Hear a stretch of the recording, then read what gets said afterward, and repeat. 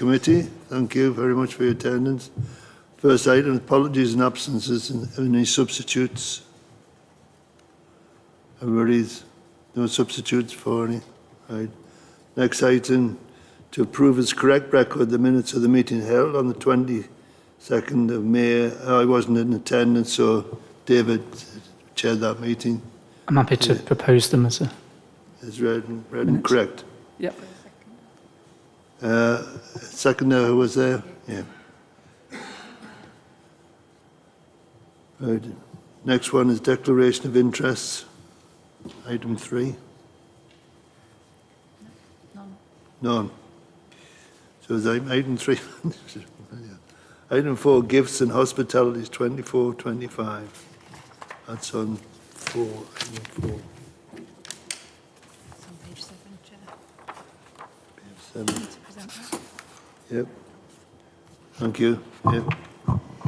Thank you, Chair. This is a report which is brought to Standards Committee every year. And it's an update to members on the Gifts and Hospitality Register for the financial year 2024-25 for officers and for members.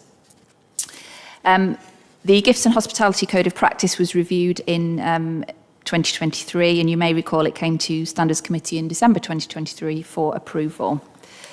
In terms of officers, gifts and hospitality is recorded on an electronic register and it's reviewed quarterly, and updates are presented to SLT in terms of some of the items appearing on that register.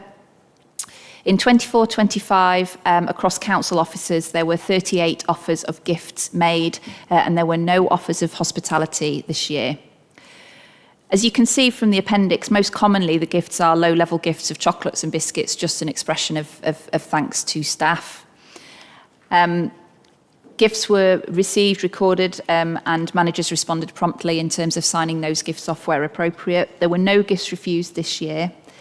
There was one gift which did raise some concern, which is reflected in the report in paragraph 1.8, because it was a gift, well, I describe it as a gift. It was something that was given to attendees at a conference. So all attendees who attended the conference were given this particular gift, which was a pair of trainers. And after the event, they looked at the value of that, and it was slightly higher than they would have expected. They have been advised that in such circumstances, ideally the gift should be refused, but if it's not, and if it's of high value, it should be reconstituted for council purposes, for example, given as a raffle prize or for the Mayor's charity or something like that. So they've been advised in relation to that matter.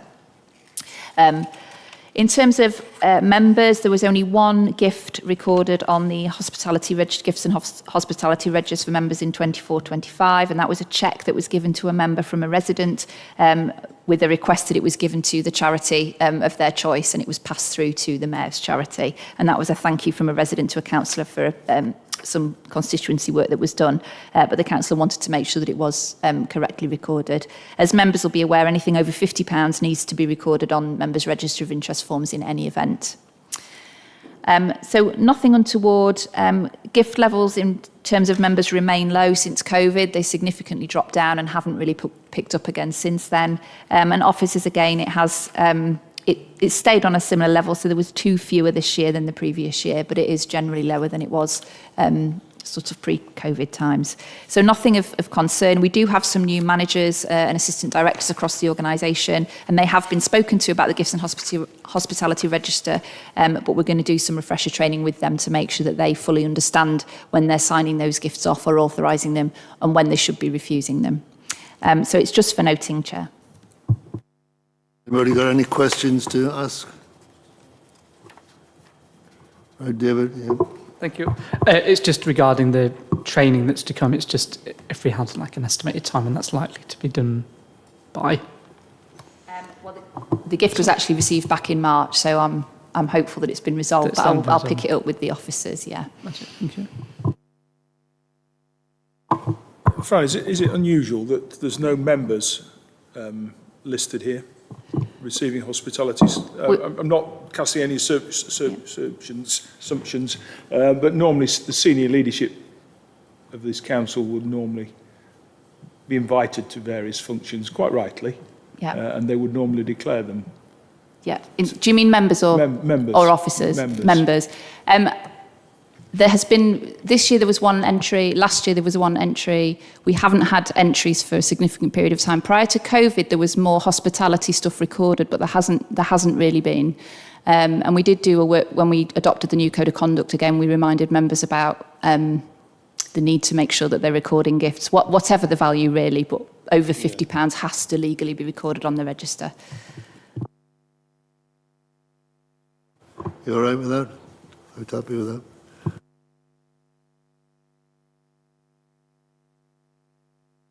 Page 13, report of Deputy Executive Monitoring Officer, Code of Conduct complaints. Thank you, Chair.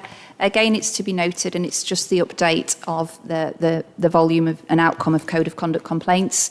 And this is since the meeting on the 20th of March, because the last meeting was we didn't cover Code of Conduct complaints in the May meeting. So between the 20th of March and the 26th of June, we have received, or I have received, 6 new Code of Conduct complaints. You may remember at the March committee there were 2 complaints outstanding. One of those was a matter that had been referred for investigation that has now concluded. And the second one outstanding was withdrawn. So both those outstanding ones have been dealt with.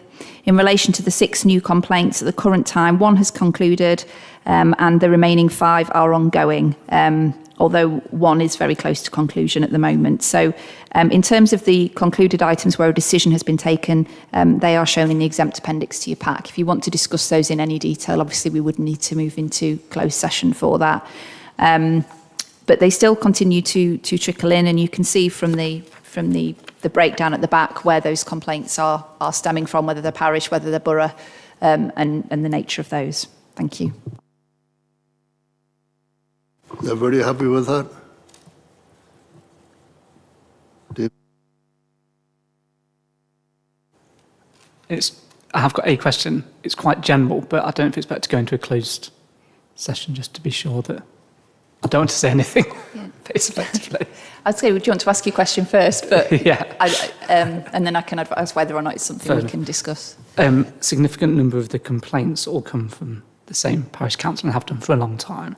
And it's just really a question for you, Fran, about that,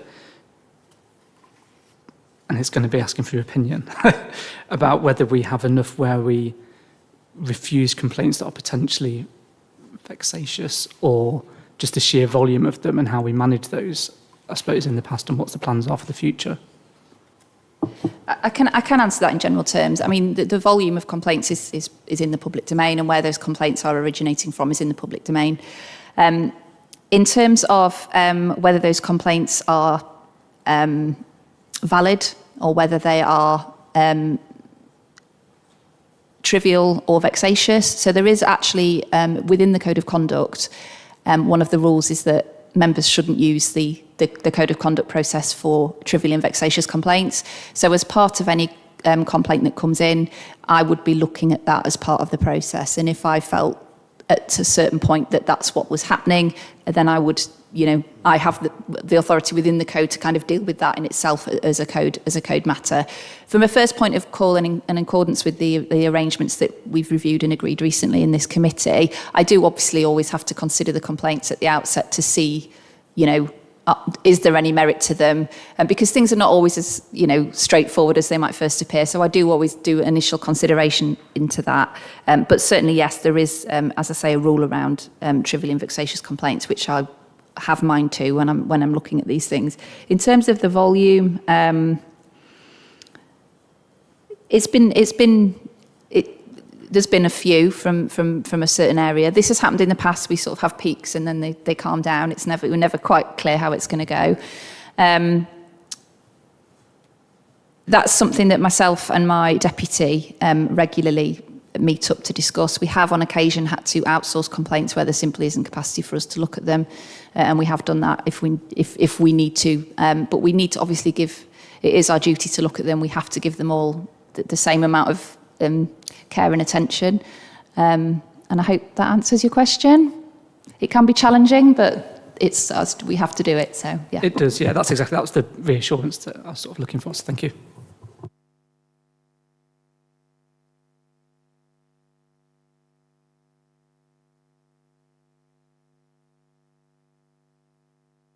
quite happy with that, so nobody's got any other items, I'll close the meeting. Thank you.